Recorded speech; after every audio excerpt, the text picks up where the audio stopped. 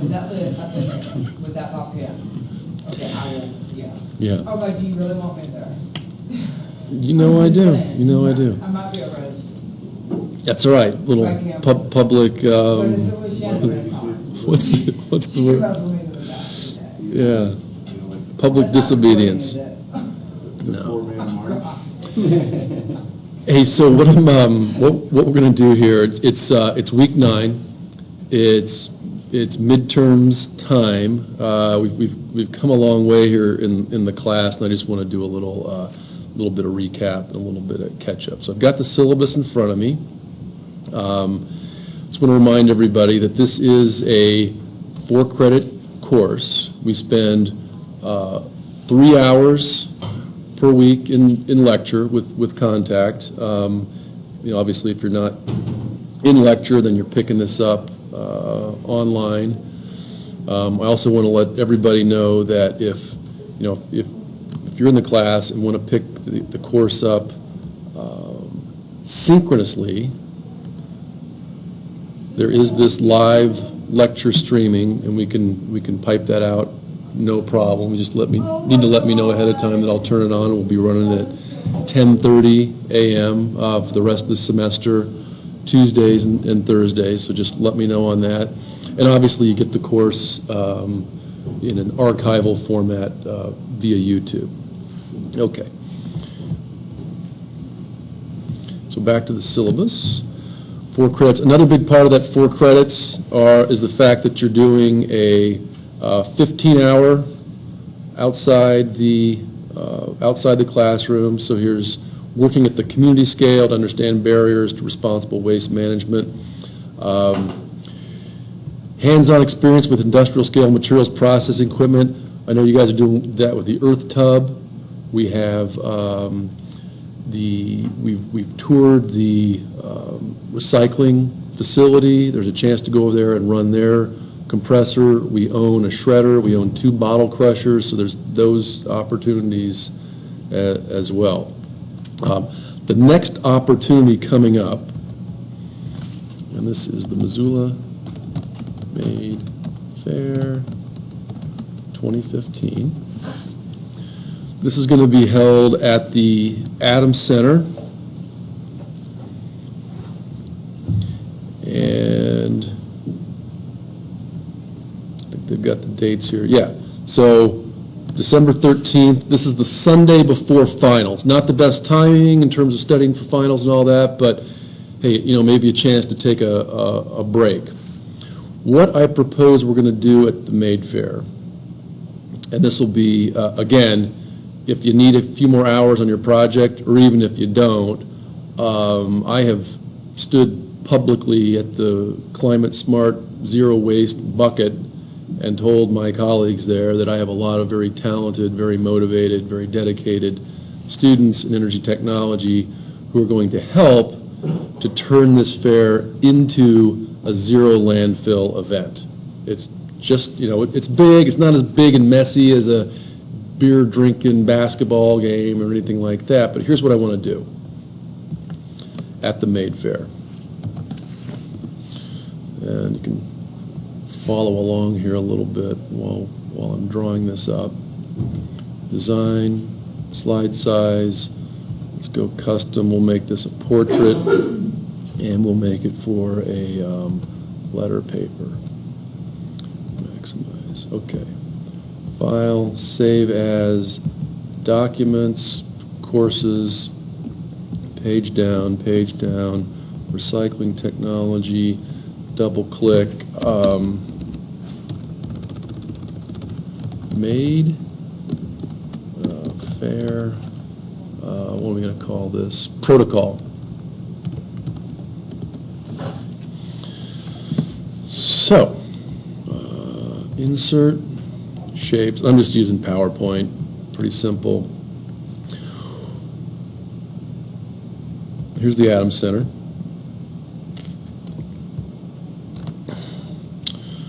We'll go ahead and make this like a gray fill, something like that. I'm going to copy it, paste it, shrink it. Here's the the basketball court, if you will. Fill that with a different color, maybe like so. What I would like to do, and this is not to scale, take that same one, copy, paste, make it smaller. I'm going to rotate it. Zoom in. I don't know why the rotation buttons aren't there. There it is. Make it just a little smaller. These are going to be a pair of tables. And let me make them a different color. Fill, table. What's a good table color? Dark gray. So it's just folding table, right? Standard, 3 feet wide, 6 foot long. Copy, paste. A couple of these. So I'm going to take this, and let's add a few receptacles. What I'm proposing is that our class, as well as our friends at the Zero Waste Bucket, are allowed access to all of the waste receptacles at the Adams Center. This gets rid of problem number 1 that I listed on the Zero Waste Protocol University. Problem number 1 is that you've got these things all over the place. Single garbage cans with garbage liners. And so when somebody sees a single can and they have something in it that they don't want anymore, where does it go? Well, your aluminum energy drink at, what do we say, 25 cents a pound goes in here. Your glass Starbucks bottle, perfectly good vessel for capturing rainwater, goes in here. Your white paper that can then go back into the white paper stream. Sometimes goes back to China. China buys a lot of our paper.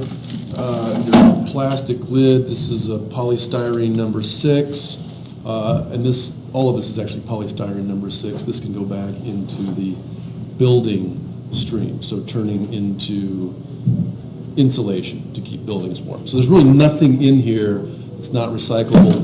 Even this plastic bag itself goes into Patrick Brown's wood pellet procedure, and so we can then ship this plastic along with all the crappy beetle kill and use that as a waste to energy strategy instead of coal. So there's nothing in here that's so-called garbage, right? So this is sort of problem number 1, getting rid of these things so nobody just chucks whatever they're hanging.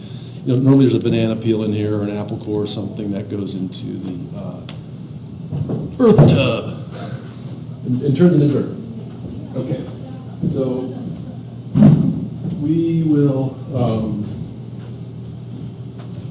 be given access to all of the receptacles, and then that will allow us to then sort of figure out, one's going to be compost, one's going to be paper, one's going to be plastic, et cetera, however many categories you need. We can go back to the draft that I wrote with Martin No Runner, and I'll show you that.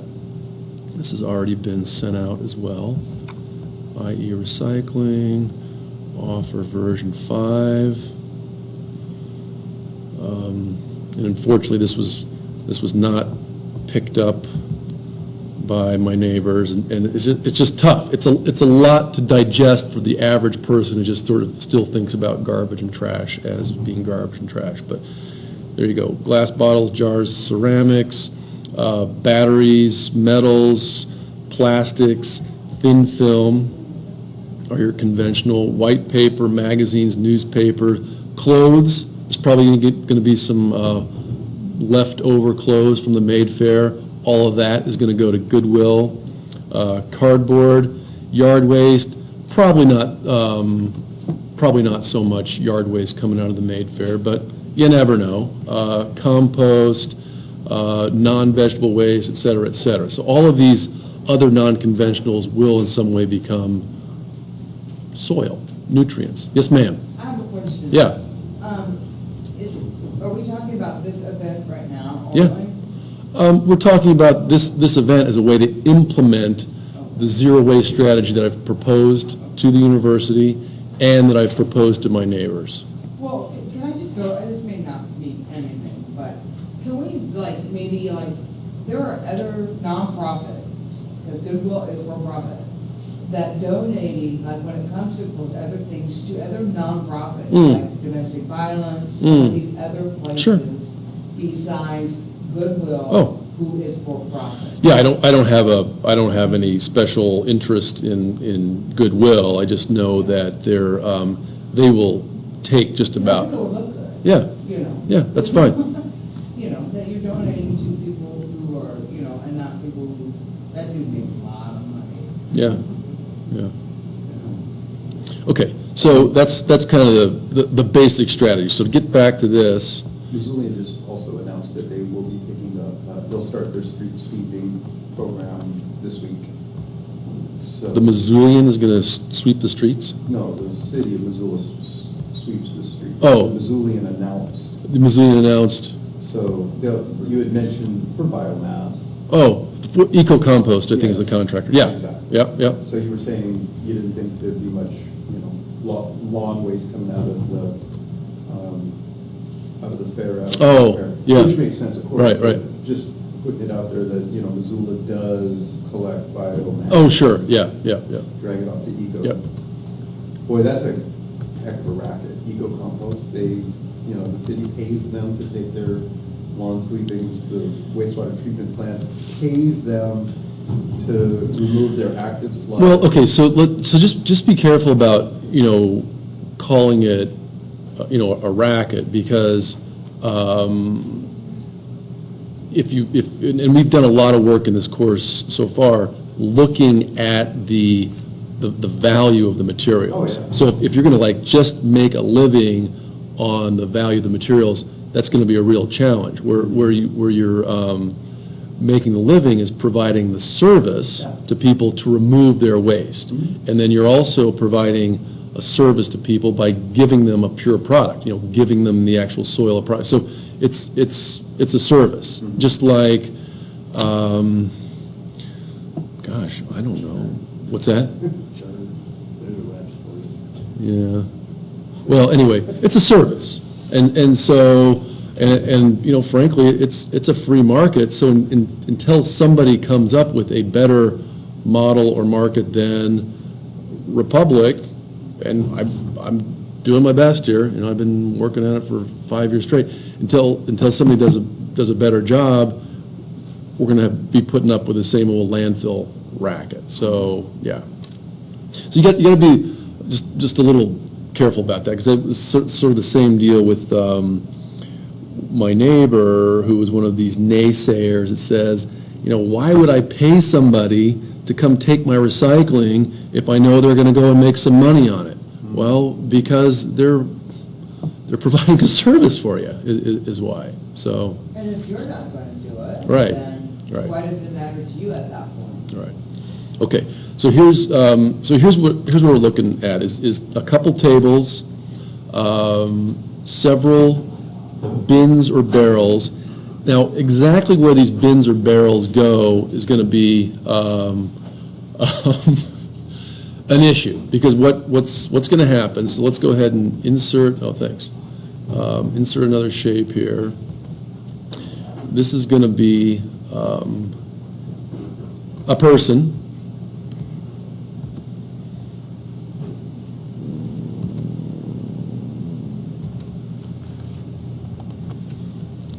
I'm just going to draw it as a person with a couple of outstretched arms, right? So here's your arms. Oops. All right, so there. Now the kind of looks like a upside down bunny rabbit. Well, anyway, this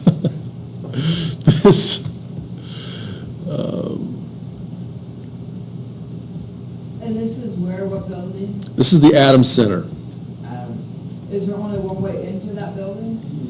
No, there are multiple ways in, but everyone is going to be more or less in this one central gymnasium location. So they will be coming in and out through these 4 chutes. I'm only drawing one. Once I'm done here, I'll copy paste all of them. We're going to have 4. We're going to have a minimum of 8 people, 2 per corner. And so you've got like a little garbage buffet, if you will, on your Who way. wants to be my team player? You know. Team up with me. We'll get some ass. As long as you don't get me arrested.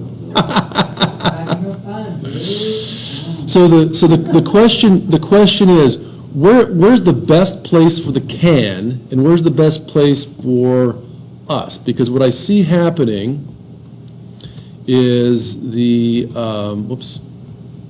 what I see happening is the made fair person, and let's just draw another. Let's make a different style person here. Insert shapes. This is going to be. And when is the May Fair? It is December 13th. The Maid Fair is December 13th. December 13th, right there at the Adams Center. So here's the Maid Fair patron.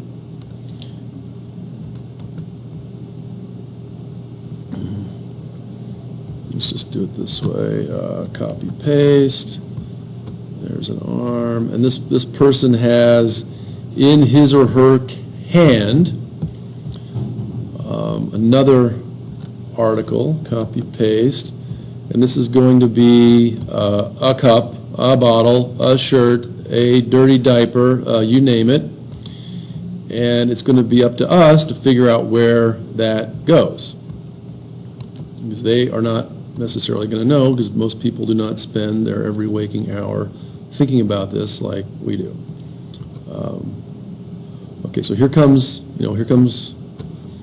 the person through the kind of weird looking person, but and so we have to figure out what is the path of this red item in that person's hand, and we want to do a little bit of discussion, a little bit of education, and we are now armed with the tools in our course, or at least most of them. We're aware of what landfill practices are. We know what glass is. We know what cellulosic materials are. We know what metals are. We're still in the process of we'll get to plastics. But by the time the course is over, and this is week 14, right around the Maid Fair, we're going to know all the different categories of waste, and we will be able to take this little red widget. Let me group, ungroup, and properly triage it for them, with them, however you want to see it, right? So it could be that the person just already simply sits it on the table. I don't know if you ever have this where someone's like, hey, I'm at your house, I just finished eating dinner, what do I do with my dishes? Oh, just set it on the counter, I'll get to it. Versus, oh no, dive right in, the sink's right there, there's the dishwasher, go for it. Don't necessarily want to go there, but who knows? Maybe somebody picks it up and says, hey, I see you've got a lot of extra peanuts, a lot of extra styrofoam peanuts. Can I have them? Absolutely. Get your cardboard box. We'll make sure all your peanuts go in your cardboard box. And we just sort of created a new stream, if you will, as this matter. But the idea is nothing's going fully in the garbage. Okay, dirty diaper comes through. We end up with a dirty diaper can. Long range down the road, I'm working with St. Pat's. They're trying to work towards a zero waste strategy as well. They would like to pyrolyze waste like that. So there's a lot of plastic, there's a lot of water, there's a lot of organic waste in that diaper. Can you take that and turn it into heat, as well as more than likely some CO2. We also have strategies for CO2 sequestration, but at the end of the day, we're trying to be part of the solution. So the waste article could sit here on the table for a little while until we, the recycling technologist, takes it, grabs it, and puts it into the appropriate bin. Pretty simple. But the idea is you don't have the lone trash can sitting around, and we've sort of taken charge of the whole thing and turned it into zero waste. So is that pretty clear? Okay. So let's do that. Got this. I'm going to take this, save. I'm going to take this guy. I'm going to group it, copy, paste it, home, arrange, rotate, flip it. So there's one in this corner. Oops. Right. Take this whole thing, group it, copy it, paste it, home, arrange, rotate, flip it, move it.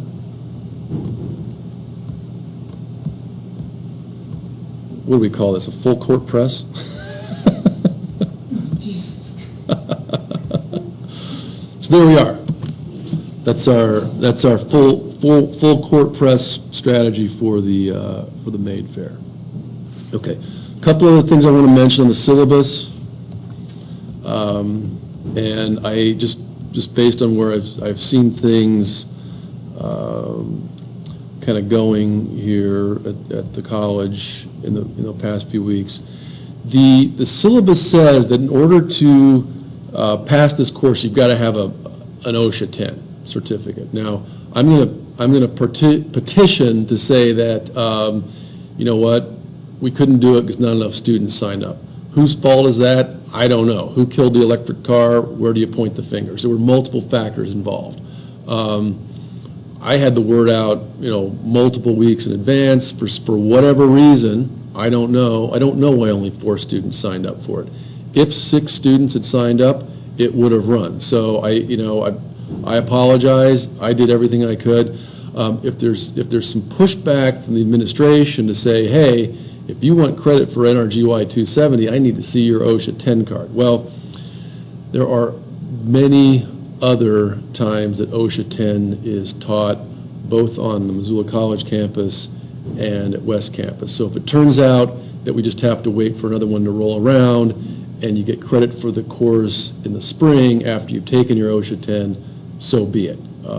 If there's financial aid issues that come up, I can write a petition or a letter and say this is what happened. It's still in the works. Our students are getting. We could also say, okay, so you didn't get your OSHA 10. It should not affect your letter grade because it was more of an administrative issue than anything else. I can just say that we're going to waive that requirement for the time being. So there's a couple different ways it could go. So that's all I want to say on the syllabus, and also to let you know what's going on with the Maid Fair. Okay, so I'll take a quick break there. That's what's next on the horizon for the class, and then we'll get into just looking over the midterm a little bit.